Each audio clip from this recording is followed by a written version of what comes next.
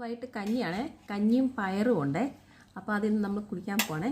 ഇവിടെ പയറും കഞ്ഞിയും വെച്ചാലുണ്ടല്ലോ, ഇവിടെ 2 പേർക്കും പയർ മതി. ഭയങ്കര ഇഷ്ടമാണ് ഇവിടെ പിള്ളേർക്ക്. കാണിച്ചു തരാം. വേണ്ടേ, ഇത് കണ്ടോ, പയർ കഴിക്കാനിരിക്കുക. കഞ്ഞി വേണ്ട, പയർ മാത്രം മതി.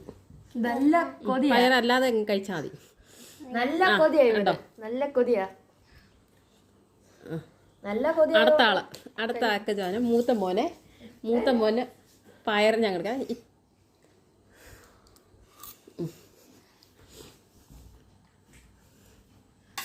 അപ്പം അങ്ങനെ കഞ്ഞി വേണ്ടിയവർ, ചൂടോടെ കഞ്ഞി കുടിക്കാൻ താല്പര്യമുണ്ടെങ്കിൽ വായോ, നമുക്ക് കഞ്ഞി കുടിക്കാൻ. എന്നാൽ വീണ്ടും ഇരുന്ന് കഴിക്കുന്നുണ്ടോ? ഇതാണ് എൻ്റെ അനിയൻ്റെ സ്വഭാവം.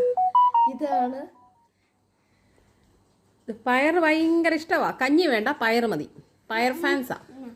നിങ്ങളുടെ വീട്ടിൽ ആരുടെയും വീട്ടിൽ ഇങ്ങനെ ഉണ്ടെങ്കിൽ പറയണേ.